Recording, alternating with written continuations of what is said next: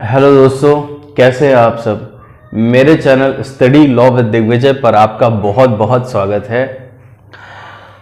आज हम public international law, लोक अंतर्राष्ट्रीय विधि की जो हमारी लेक्चर सीरीज चल रही है उसमें आज हम अंतर्राष्ट्रीय विधि के स्रोतों के बारे में चर्चा करेंगे।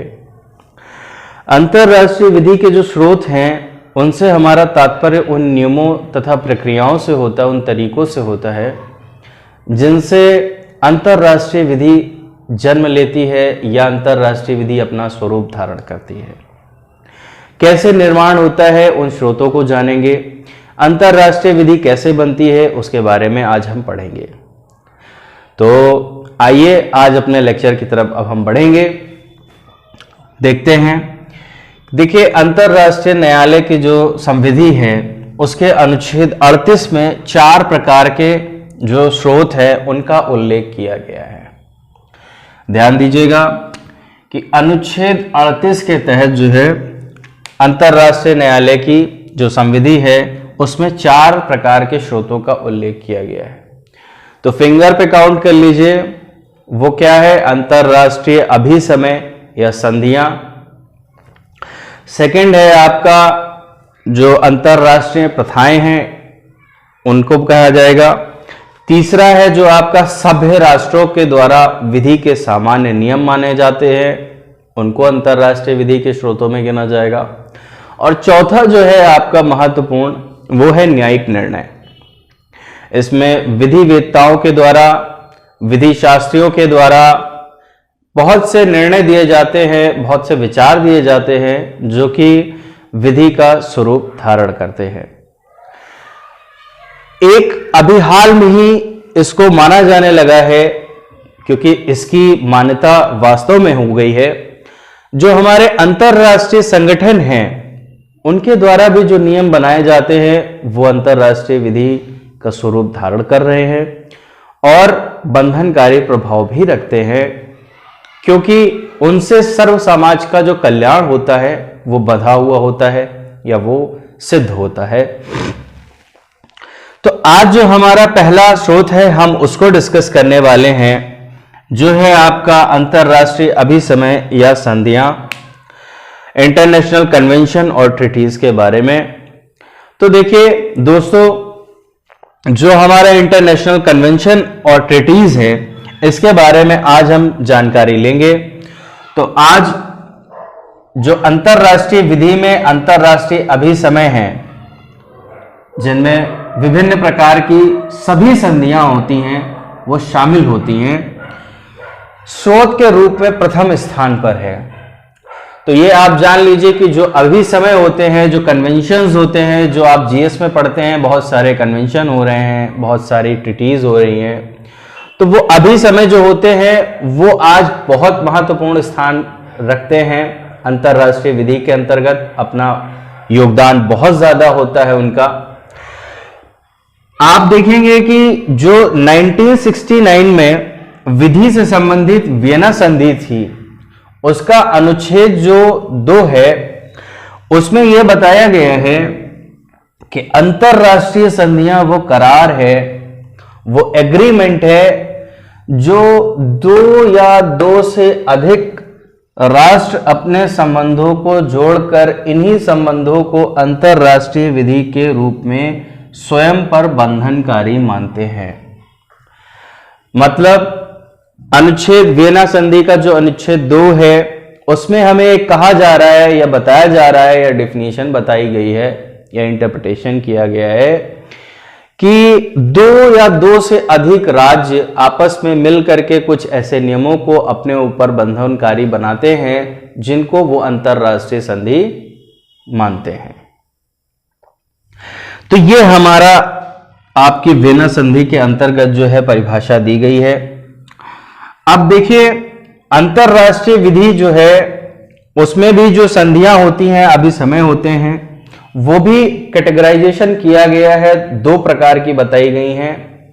तो पहला आपका बताई जाती है जो वो है कानून का निर्माण करने वाली संधियां, लॉ मेकिंग ट्रीटीज, और जो दूसरा आपका बताई जाती है वो है संविदा संधियां, ट्रीटी कॉन्ट्रैक्ट्स।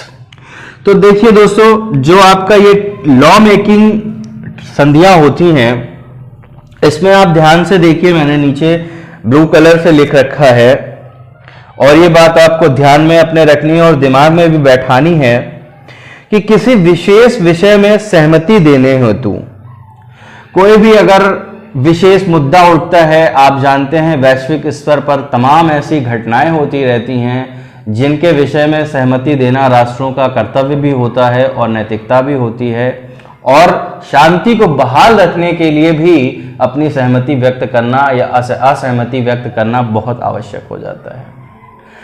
उसी से जो है कानूनों का निर्माण होता है या अंतरराष्ट्रीय विधि का निर्माण होता है कि जब मेजॉरिटी में सभी राज्य एक तरफ हो जाएंगे, राष्ट्र एक तरफ हो जाएंगे, तो वहां पे जो उनकी एक तरफ सहमति बन जाती है वही वो नियम धारण कर लेता है, नियम का स्वरूप बन जाता है और उसको अंतरराष्ट्रीय विधि का भाग बना दिया जाता है कि ये काम करना प्रतिबंधित है या ये काम करना आवश्यक है।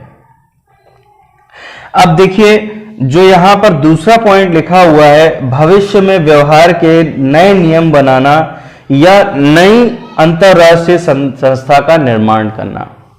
देखिए, जो लॉ मेकिंग ट्रीटीज हैं ये केवल इसी विषय पे नहीं होती हैं कि सहमति प्रदान करनी। जो आपकी WHO है या जो आपका संयुक्त राष्ट्र संघ बना या लीग ऑफ नेशंस बना, ये बने हैं इन्हीं ट्रीटीज के अंतर्गत जो कानून निर्माण करने वाली संधियां हैं। आप देखते हैं कि ये अभी समय हुआ, वो अभी समय हुआ, आप बार बार कन्वेंशन देखते हैं, यहां कन्वेंशन हुआ, जेनेवा कन्वेंशन हुआ, वियना कन्वेंशन हुआ।